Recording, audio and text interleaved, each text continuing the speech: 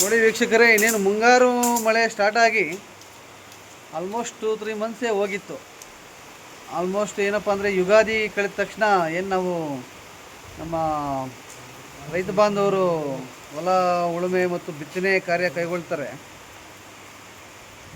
So Ugadi ಆದ ತಕ್ಷಣ ಮಳೆ ಬರಬೇಕು ಸ್ವಾಭಾವಿಕವಾಗಿ. ಆದರೆ ಮುಂಗಾರು ಮಳೆ ನಮಗೆ ಅಷ್ಟೊಂದು ಗಣನೀಯ ಪ್ರಮಾಣವಾದ ಮಳೆ ಬೀಳಿಲ್ಲ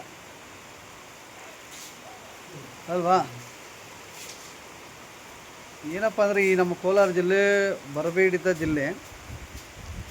ಯಾವುದೇ ನದಿ ನಾಲೆಗಳಾಗಿರ್ಬೋದು, ಯಾವುದೇ ನೀರಾವರಿ ಒಂದು ಸೋರ್ಸ್ ಯಾವುದೂ ಇಲ್ಲ. ಆಲ್ಮೋಸ್ಟ್ ಆಲು 100ಕ್ಕೆ 60-70% ನಾವು ಮಳೆ ಆಶ್ರಿತ ರೈತರೇ ಇದ್ದೀವಿ. ಇನ್ನೊಂದು 20-30% ನೀರಾವರಿ ಅಂದರೆ ಕೊಳವೆ ಬಾವಿಗಳ ಆಶ್ರಯದಲ್ಲಿ ವ್ಯವಸಾಯ ಮಾಡ್ತಾರೆ. ಬಟ್ ಅದು ಕೂಡ ಗಣನೀಯ ಪ್ರಮಾಣದಲ್ಲಿ ಇಳಿಮುಖ ಆಗಿದೆ. ಬಟ್ ಒಟ್ಟಾರೆ ಹೇಳೋದಾದರೆ ಎಲ್ಲರೂ ನಾವು ಮಳೆಯನ್ನೇ ನಂಬಿದ್ದೇವೆ. ಆದರೆ ಈ ಮುಂಗಾರು ಮಳೆ ಪ್ರಾರಂಭ ಆದಾಗಿಂದ ನಾವು ಮಳೆಯನ್ನು ಅಷ್ಟೊಂದು ಹೆಚ್ಚಾಗಿ ಕಾಣಲಿಕ್ಕೆ ಆಗಲಿಲ್ಲ, ಹೌದಾ. ಸೊ ನೋಡಿ, ಏನು ಈಗಾಗಲೇ ಉಳುಮೆ ಎಲ್ಲ ಮುಗಿದು ಬಿತ್ತನೆ ಕಾರ್ಯ ಪೂರ್ಣಗೊಳ್ಳಬೇಕಾಗಿತ್ತು. ನೋಡಿ, ಎಲ್ಲ ಹೊಲಗಳು ಇನ್ನೂ ಉಳುಮೆ ಹಂತದಲ್ಲೇ ಇದ್ದಾವೆ ಅಲ್ವಾ. ಎಲ್ಲ ಗಮನಿಸಬೇಕಂದ್ರೆ ಎಲ್ಲ ಉಳುಮೆ ಹಂತದಲ್ಲೇ ಇದ್ದಾವೆ. ಇದರ ಒಟ್ಟು ಸಾರಾಂಶ ಅಂದರೆ ಮಳೆ ಪ್ರಮಾಣ ಗಣನೀಯವಾಗಿ ಇಳಿಮುಖ ಆಗಿದೆ. ಇದಕ್ಕೆ ಕಾರಣಗಳು ನೂರಾರು ಕೊಡ್ಬೋದು. ಏನು ಕೈಗಾರಿಕೀಕರಣ, ಮರ ಗಿಡ ಒಂದು ನಾಶ ಮಾಡೋದಾಗಿರ್ಬೋದು, ಬೆಟ್ಟಗುಡ್ಡ ನಾಶ ಮಾಡೋದಾಗಿರ್ಬೋದು, ಪರಿಸರ ನಾಶ ಮಾಡೋದಾಗಿರ್ಬೋದು. ಸೊ ಎಲ್ಲ ಒಟ್ಟಾರೆ ನೋಡಿದ್ರೆ ಅದರ ಪ್ರತಿಕೂಲ ಪರಿಣಾಮ ಈ ಮಳೆ ಮೇಲೆ ಬೀಳುತ್ತೆ.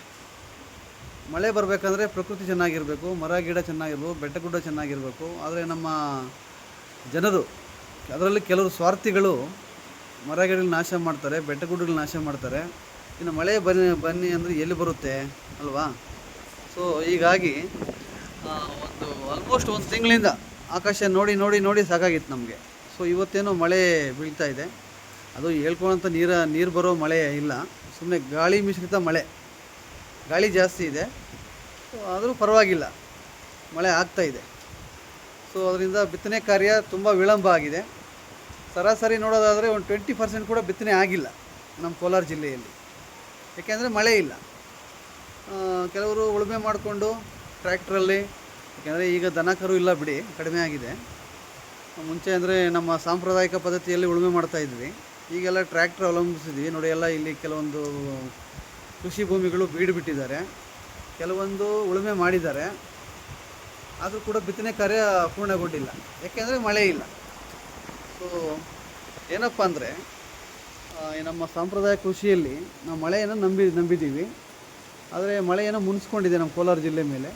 ಆಲ್ಮೋಸ್ಟ್ ಸೌತ್ ಇಂಡಿಯಾದ ಅಂದರೆ ದಕ್ಷಿಣ ಭಾರತಕ್ಕೆ ಹೋಲಿಸ್ಕೊಂಡ್ರೆ, ನಮ್ಮ ದಕ್ಷಿಣ ಭಾರತದಲ್ಲಿ ಕರ್ನಾಟಕ ಹೋಲಿಸ್ಕೊಂಡ್ರೆ ಕೋಲಾರ ಯಾವುದೇ ಪ್ರವಾಹಗಳು ಮತ್ತೊಂದು ಯಾವುದೇ ಭೂಕುಸಿತಗಳಾಗಿರ್ಬೋದು, ಮಳೆಯಿಂದ ಪ್ರವಾಹಗಳು ಏನೂ ಆಗೋದಿಲ್ಲ.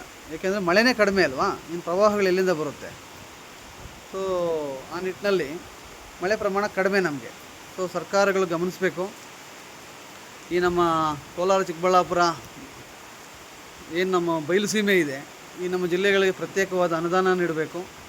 ಸೊ ಮತ್ತು ಈ ಕೃಷಿ ನಾವು ಏನು ಕೈಗೊಳ್ತೀವಿ ರೈತರು, ನೈಜವಾಗಿ ಅಂಥ ರೈತರನ್ನ ಪರಿಗಣಿಸಬೇಕು. ನೈಜವಾಗಿ ರೈತರು ಯಾರಿರ್ತಾರೆ ಅವರ ದಾಖಲಾತಿಗಳ ಅನುಸಾರವಾಗಿ ಏನು ಬಿತ್ತನೆ ಕಾರ್ಯ ವಿಳಂಬ ಆಗಿದೆ, ಅದರ ಬರ ಪರಿಹಾರ ನೀಡಬೇಕು ರೈತರಿಗೆ. ಮತ್ತು ಏನು ಕೃಷಿ ಸಲಕರಣೆಗಳಾಗಿರ್ಬೋದು, ರಸಗೊಬ್ಬರಗಳಾಗಿರ್ಬೋದು, ಏನು ಬೆಲೆ ಜಾಸ್ತಿ ಆಗಿದೆ, ಸೊ ಅದನ್ನು ದಯವಿಟ್ಟು ರೈತರಿಗೆ ಸಬ್ಸಿಡಿ ಅನುಸಾರವಾಗಿ ನೀಡೋ ಕಾರ್ಯಕ್ರಮ ಸರ್ಕಾರದಿಂದ ಆಗಬೇಕು. ಯಾಕೆಂದರೆ ಇನ್ನು ಕೋಲಾರ, ಚಿಕ್ಕಬಳ್ಳಾಪುರ ಈ ನಮ್ಮ ಭಾಗದಲ್ಲಿ ಯಾವುದೇ ಆರ್ಥಿಕವಾಗಿ ಮುಂದುವರಿದ ರೈತರು ಕಡಿಮೆನೇ, ಯಾರೋ ಒಂದು 5-10% ಇರ್ಬೋದೇನೋ ಕೆಲವರು. ಒಟ್ಟು 60-70-80% ರೈತರು ಮಧ್ಯಮ ವರ್ಗ, ಅಂದರೆ ಮಿಡ್ಲ್ ಕ್ಲಾಸ್ ಪೀಪಲ್ಸ್ ಅಂತ ನಾವೇನು ಕರಿತೀವಿ. ಕೃಷಿಯಲ್ಲಿ ಕೂಡ ಮಿಡ್ಲ್ ಕ್ಲಾಸ್ ಪೀಪಲ್ಸ್ ಇದ್ದಾರೆ, ಎಲ್ಲರೂ ಉಳ್ಳವರೇ ಇಲ್ಲ.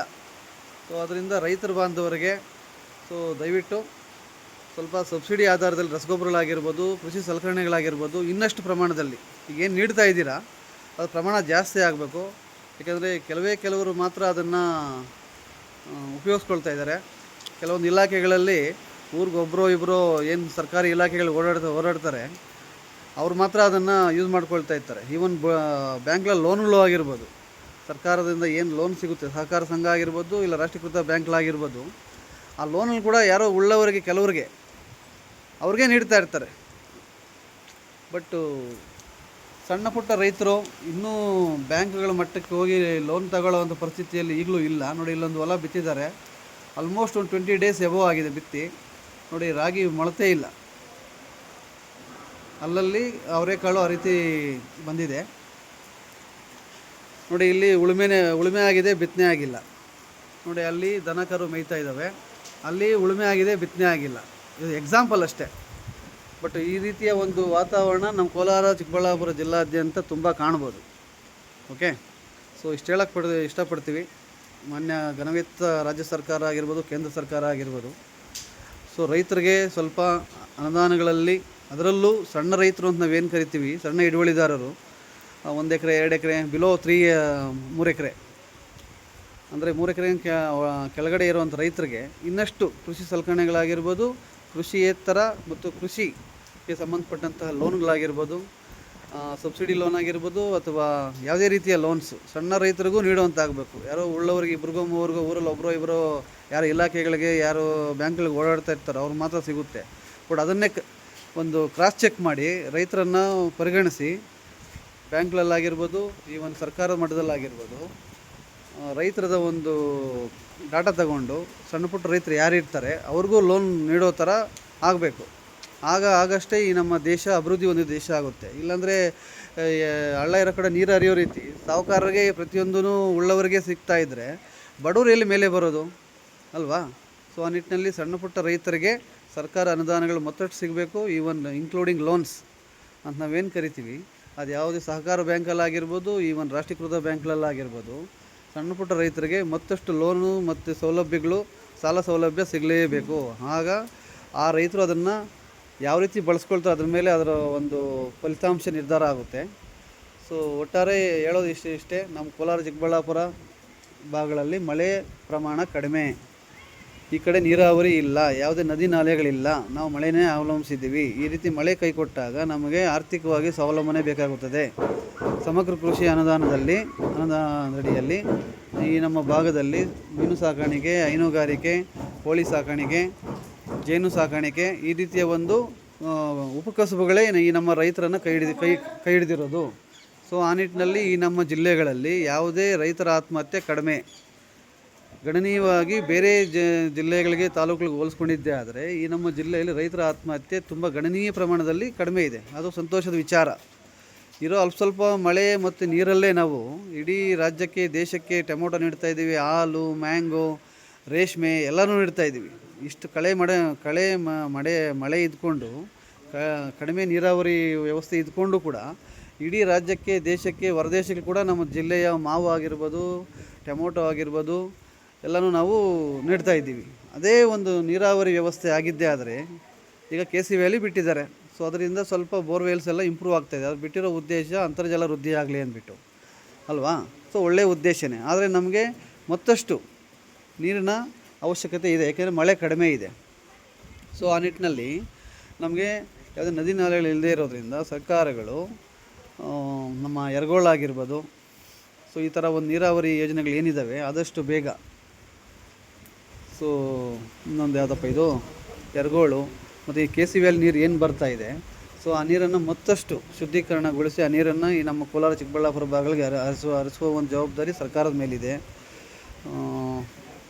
ಇಷ್ಟು ಹೇಳೋಕ್ಕೆ ಇಷ್ಟಪಡ್ತೀವಿ. ಧನ್ಯವಾದಗಳು. ಜೈ ಹಿಂದ್, ಜೈ ಕರ್ನಾಟಕ, ಜೈ ಕೋಲಾರ.